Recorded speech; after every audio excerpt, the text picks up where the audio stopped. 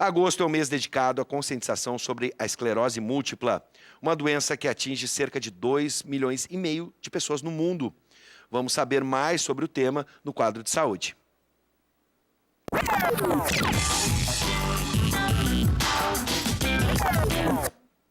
Está conosco a médica neurologista Maria Cecília Vecino. Boa noite, doutora. Seja bem-vinda. Boa noite, muito obrigada. Bom, e você aí que tem alguma dúvida a respeito do tema de hoje, ou pode sugerir temas para o quadro, anote aí, 99588-2374, pelo aplicativo, pelo WhatsApp, você pode mandar a sua participação.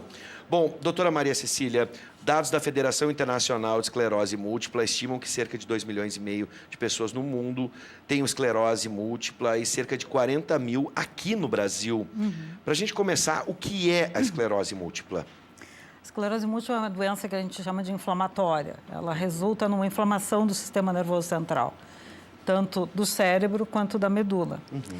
Essa inflamação gera lesões, especialmente numa área chamada de substância branca, mas em todo o sistema nervoso central, de forma que as pessoas vão apresentando algum sintoma deficitário, né? Algum sintoma neurológico, dependendo dessa área.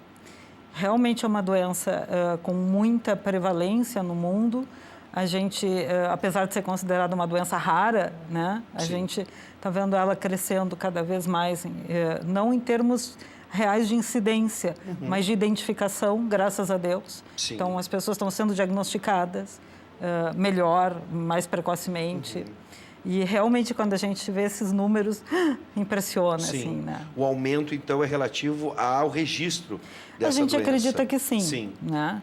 Porque o diagnóstico da doença é fortemente vinculado primeiro, o conhecimento da doença. Então, coisas como esse nosso encontro aqui são fundamentais. Sim. A segunda coisa é que a gente precisa de métodos adicionais, né? Então, tipo uma ressonância e tal. Até alguns anos atrás a gente não tinha, ou tinha escassamente, né? Então, hoje tu tem mais facilidade, as pessoas estão mais informadas. Então, provavelmente o número não está crescendo, graças a Deus a gente só está fazendo o diagnóstico direitinho. Bom, a pesquisa do Datafolha aponta que 46% dos brasileiros não conhecem a doença, sequer faz ideia que ela existe. Dá para a gente, pelo menos, apontar alguns sintomas, os principais sintomas da doença de forma neurológica? Ela costuma atingir, e aqui eu tenho um número, se a senhora puder me ajudar, se eu estou certo ou não, mulheres na faixa de 20 ou aos 50 anos, tem alguma relação? Tem, mas deixa eu só te atropelar um pouquinho. Por favor, doutora. Essa parte da ignorância em relação à doença é extremamente complicada. Não só porque as pessoas levam tempo para identificar o sintoma, como às vezes as pessoas diagnosticadas sofrem um monte de preconceito, acreditando que a esclerose é coisa de velhinho que vai ficar gagá, então olham para uma pessoa com 20 e poucos anos, tu vai ficar gagá, né? Ou às vezes isso traz prejuízo no emprego, na família. Então, é um termo que é da patologia e que hoje acaba virando uma coisa extremamente desagradável. A outra coisa que é importante diferenciar sempre que a gente fala em esclerose múltipla é diferenciar da esclerose lateral amiotrófica, que é uma outra patologia. A ELA. Exatamente. Então, essas coisas são importantes da gente balizar, exatamente por isso as pessoas não conhecem. Aí ouve o termo esclerose, ou ficou gagá, ou já vai ficar muito doente. Ok, são doenças que têm alguma coisa com esse nome, mas nada a ver com a esclerose múltipla. Né? Sim, a maior frequência de surgimento das doenças autoimunes, de modo geral, é nas mulheres. Então, essa proporção costuma oscilar entre 2 para 1, 3 para 1, né? 2 mulheres para um homem, 3 mulheres para um homem, dependendo da região. A faixa de idade em que mais se faz diagnóstico é essa, entre os 20 e os 40. Mas a gente tem casos pediátricos, crianças com 1, 2, 3, 4 anos. Né? E tu pode fazer um diagnóstico numa doença mais dolente, né? Que não tem uma manifestação tão importante, tu pode fazer diagnóstico até depois dos 50, sem dúvida. Toda hora é hora. Né? Agora, existe uma explicação para a incidência nas mulheres, por exemplo? Na verdade, as autoimunes todas, né? Então, existe alguma coisa, sim, provavelmente entre coisa hormonal, entre coisa genética. Então, na esclerose múltipla, a gente sabe, assim, tu tem que ter uma herança genética de sistema imune para poder estar predisposto a desenvolver. né? A gente não sabe o que faz com que algumas pessoas, por exemplo, gêmeos idênticos, um gêmeo desenvolva e o outro não.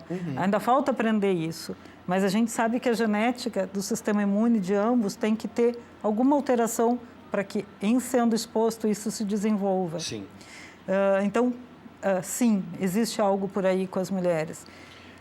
Tu me perguntasse de sintomas. É interessante porque os sintomas são extremamente complicados, porque esse múltipla do esclerose múltipla se refere exatamente ao fato de que tu tem múltiplas lesões por todo o sistema nervoso. Então, tu pode ter alguma coisa visual, tu pode ter uma dormência, tu pode ter uma perda de força, uma tontura, uma alteração de equilíbrio. Qualquer função pode ser atingida. Sim. Né? Então, como sintoma inicial, às vezes fica, inclusive, muito frustro, né? Quem não teve uma tontura alguma vez na vida? Né? Como é que vai juntar as coisas depois, né? Sim. Então, é um trabalho nosso, às vezes, de pescando algum sintoma para poder fechar as coisas. Bom, Santa Maria, região central do estado, é a cidade brasileira com maior incidência de esclerose múltipla, segundo dados da Associação Brasileira de Esclerose Múltipla. Alguns especialistas atribuem o dado ao clima frio, também a associação à colonização alemã e italiana. Porque assim, a gente tem herança... Não tem esse tipo de herança genética? Não. Parte por parte. Tá? Santa Maria não é a cidade que mais tem. Esse dado é baseado num estudo que fez um cálculo demográfico de Santa Maria como cidade e não Santa Maria, a região.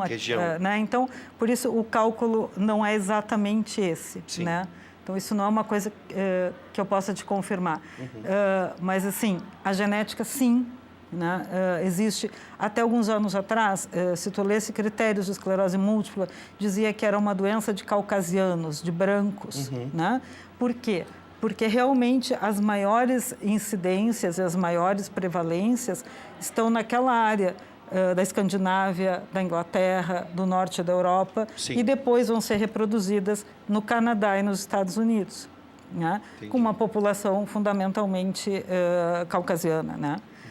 Se imagina que a genética tenha vindo lá atrás, de vikings para trás. Né? Então, teve uma época que diziam assim, a herança viking. Né? Sim. Bom, aí, claro, Alemanha, Itália, são países com uma prevalência maior do que outros. Quanto mais para cima, mais um pouco, mais para baixo, menos um pouco, mas todo mundo na Europa tem bastante. E a nossa ascendência, majoritariamente, é exatamente essa, alemães e italianos. Então, a gente acredita de que esse número de Santa Maria é um pouco extrapolado pela questão estatística, mas a gente acredita que provavelmente a gente tenha muitos mais casos. Sim. Né, por conta dessa herança. Mas pelo menos, bom, vamos esquecer a região de Santa Maria, mas essa região do Mar do Norte, pelo menos na Europa, é onde registra, digamos, uma incidência grande. Sim, tu tem na descida, né, do mar mais norte para, né, em direção ao Equador, cai um pouco. Sim. Né? Então, teve um período horrível aqui no Brasil que diziam que nem existia esclerose múltipla porque era um país tropical. Isso é uma ignorância. Detalhe, porque a região de Santa Maria não é, por exemplo, a região mais fria do estado, se a gente fosse associar como a gente estava aqui nessa... por isso é boa essa correção. Nessa primeira análise, nem é a região mais fria do estado, né? O coração do nosso estado, a região de Santa Maria. Não tem a ver vale com do o pobre Pardo, do frio, enfim. tem a ver com a migração.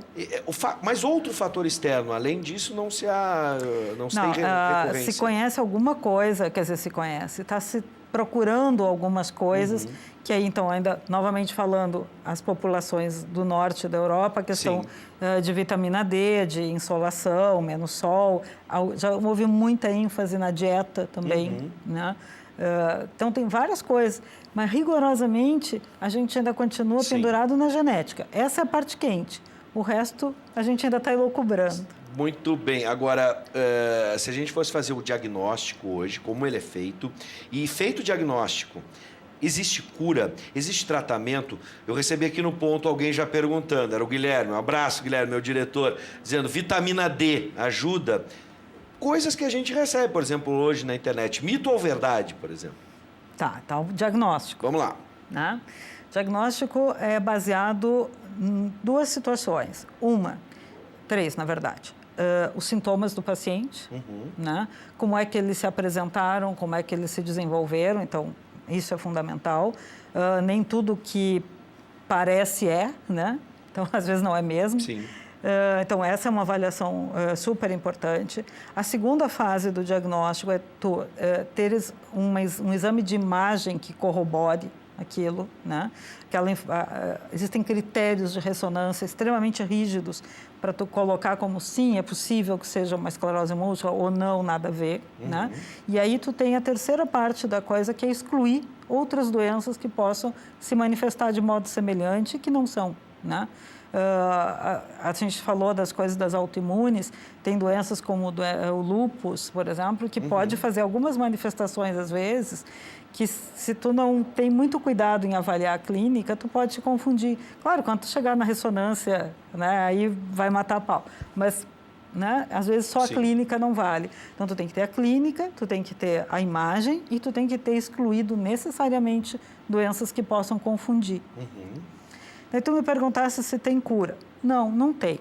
Tem tratamento? Sim, graças a Deus. Esse tratamento é disponível no SUS? Sim. Nós somos um país muito paradoxal. Nós somos um dos poucos que fornece medicação de altíssimo custo, porque as medicações para tratamento da esclerose múltipla são de altíssimo custo, totalmente gratuito, sem nenhum ônus para o paciente. A gente tem desde os anos 90, desde o final dos 90, né? O Ministério da Saúde, aqui através da Secretaria Estadual de Saúde, fornece os medicamentos.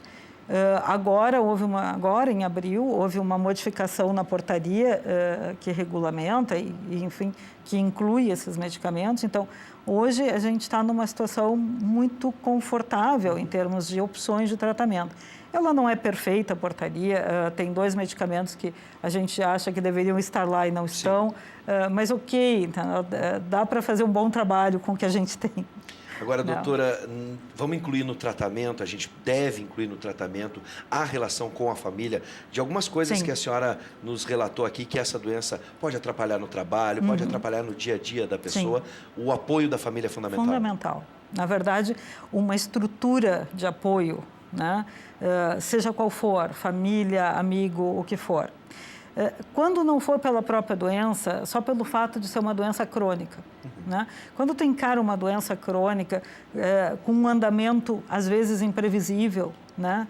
Tu tem que ter um suporte emocional para isso. Não é todo mundo que engole um diagnóstico desse, assim, tudo bem, estou bem.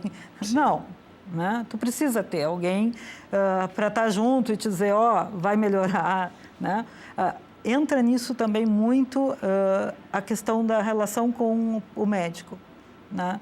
Talvez seja das relações mais próximas que existem na neurologia. Não vou te falar de outras especialidades que eu não sei. Mas na neurologia eu acho que talvez a gente seja alguns dos mais próximos, porque esse vínculo é fundamental, né? Para tu entender o que o paciente está passando e para ele também conseguir te entender, porque de repente fica uma linguagem cifrada, aí assim, um que não explica e o outro que não entende, aí não dá muito certo, né? Deve ser uma conversa bem franca nesse caso. Fundamental. Bom, doutora Maria Cecília Vecino, seja muito bem-vinda. Obrigada. Muito obrigado por nos fazer esse alerta e fica aqui o recado para todos cuidarem, monitorarem e, a qualquer indício que possa suspeitar, procurar o especialista. Isso aí. Seja sempre bem-vinda, doutora. Muito obrigado. Às ordens.